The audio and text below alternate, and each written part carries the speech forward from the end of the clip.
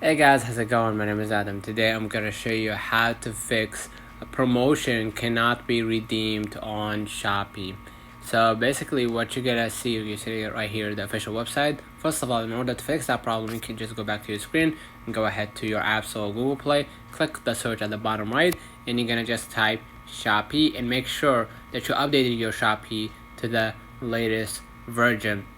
Another way of fixing that problem, you could just go back to your screen and then go ahead to your main settings, and basically what you're gonna see, you're gonna be able right here to go to the general and then go ahead to the iPhone storage, and basically you're gonna try to find the Shopee app on your iPhone, and basically go ahead, let's have an example, this is Shopee. Basically go ahead and upload the app, and by double click the uploading the app, you're gonna be able to reinstall the app with the same button of the upload, and then that should fix your problem. So let me know in the comments if this video helped you. Don't forget to like and subscribe, turn on the notification bell to receive every video we upload. Thank you for watching. See you in the next one.